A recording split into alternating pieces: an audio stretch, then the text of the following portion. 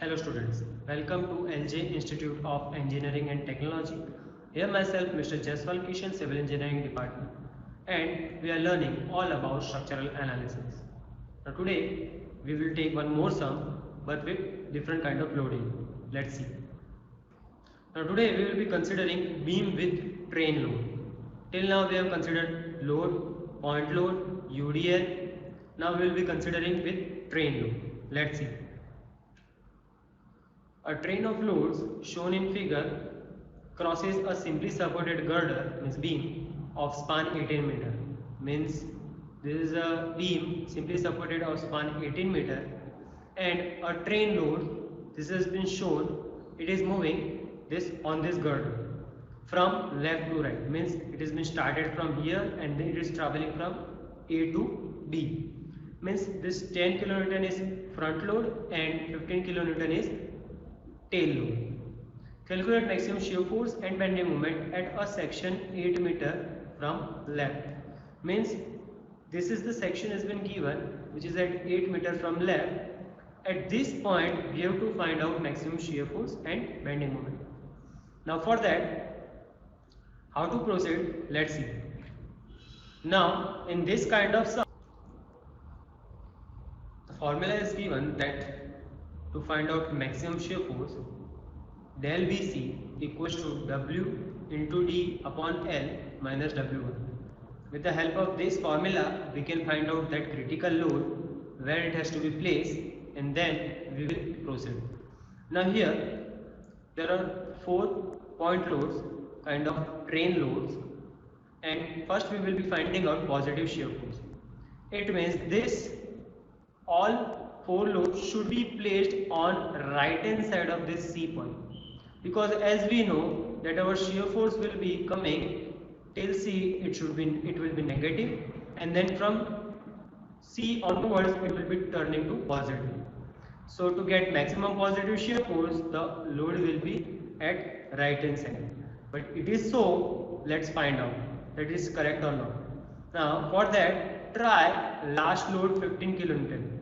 Means this one at C, means at point C, and roll the load to left by D equals to 1.5. Means this 15 kilonewton is placed over here, entire loading has been placed from here to here, and then we will be rolling out this 15 kilonewton on left hand side to C by 1.5 meter, because this is 1.5 meter. Now why we are doing this?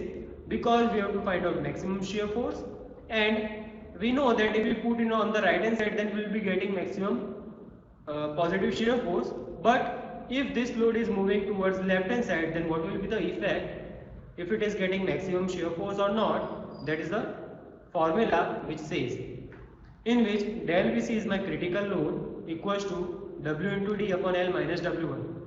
This small w is a summation of the entire load, which is W equals to 15 plus 10 plus 12 plus 10 is 47 kilonewton. Divided by length is entire length of the girder, which is of 18 meter. This D is equals to 1.5 meter. Why 1.5 meter? Because this is my 15 kilonewton and its next distance, means next loading distance, is nothing 1.5 meter. So that's why my D is 1.5. So W is 47 multiplied by 1.5 divided by 18. Now minus W1. What is my W1? The load which we have tried to roll down, which is 15. So W1 is 15. So after solving this, I am getting my critical value for shear force in negative. Del BC is coming in negative. So it says, since it is negative, maximum positive shear force will decrease. Means if it come positive, then it won't be decreased. But as it has been coming in negative, ultimately it says that if we move our 15 kilonewton towards left side of C, our maximum shear force will not come. It will only come if it will be putted on this C point only. So maximum positive shear force will decrease. Hence the maximum shear force will occur when W load is just right of the C. Means this loads just right of the point C. So how we can find out maximum positive shear force? Let's see.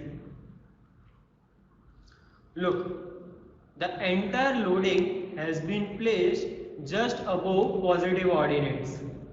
Now how to find these ordinates? It's very easy, which we did till now with the help of these two formula. Look, L is our 18 meter, X is given 8 meter. In the question itself it is mentioned. Now here, how to find out this peak ordinates? L minus x upon L will be giving my positive peak ordinate, and x upon L will be giving negative peak ordinate. After getting these two ordinate, we can find out the remaining one with the help of relation. Now look, here the respective distance are given. Now the entire length is of 18 meter, section is of 8 meter. So remaining distance has been came out of 10 meter. Look, I have mentioned over here. So for 10 meter it is 0.56, and for how much is this distance? This is nothing but 10 minus 1.5, which is 8.5. So for 10 meter it is 0.56. So for 8.5 meter it is how much? It is 0.47. Why 8.5? Because this 15 kilonewton is just placed at this point, which is at C, which is from here it is 10. So for 10 meter it is 0.56. 10 minus 1.5 is nothing but 8.5. Similarly, 10 minus this 3.5, which is 6.5. So for 6.5 it is how much? And for 10 meter it is 0.56. So for 5 meter it is how much? It is coming 0.28. After getting all the ordinates for the respective point load, we will be multiplying with the load, like 15 multiplied by 0.56 plus 10 multiplied by 0.47 plus 12 multiplied by 0.36 plus 10 multiplied by 0.2. After solving this, we will be get our positive shear force, which is coming 20.17 kilonewton. Now this is the process for maximum positive shear force. Similar process we will be following for our negative shear. These loads are given. Now for maximum negative shear force, I will be putting this entire loading on left hand side of just to C point, and for before that we will check this loading as a critical load or not. So for maximum negative shear force, try load 10 kilonewton, this one, at C, and roll load to right by D equals to 1.5. Now this is my 10 kilonewton, and I will try to roll out towards right hand side as distance 1.5 meter, because our next load is at 1.5 meter only. Every time it can't be 1.5 meter, it can be 3 meter, 2 meter, 1 meter, whatever it has been mentioned. But here on both sides it has been mentioned 1.5, so it came 1.5. And hence it's not be fixed that D equals to every time it is 1.5. It will change as per our sum. Now here we have tried this 10 kilonewton to roll out right hand side. So our small w will remain same. Capital W1 will came to 10 because we have choose this 10 kilonewton as a critical load. So 47 multiplied by 1.5 divided by 18 minus 10 is coming minus 6.08. Again it is negative, means since it is negative, maximum negative shear force will decrease, hence maximum negative shear force will occur only when this W is just left to C, means it is just has to be put at C. So I place that at C point and place the other load as per given format, means 1.5 meter, 2 meter and 1.5 meter apart. And as we earlier find out this peak one, the rest of the value we can find out with the help of this triangle relation. And after finding that, for finding maximum negative shear force, 10 multiplied by 0.4 plus 12 multiplied by 0.36 plus 10 multiplied by 0.25 and plus 15 multiplied by 0.17, we can find out the maximum negative shear force. Here I have first done 15 multiplied by this, then 10 multiplied by this, and 12 multiplied by this, and then again 10 multiplied. It is one and the same only. So we can find out like this way our negative shear force. So till now we just find out our positive shear force and negative shear force. Now we will be requiring our maximum positive bending moment. So for that, let's see what to do.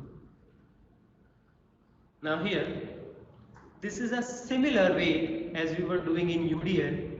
Means we have to adjust this loading in such a way, in such a ratio that we can find out the maximum ordinate for this loading.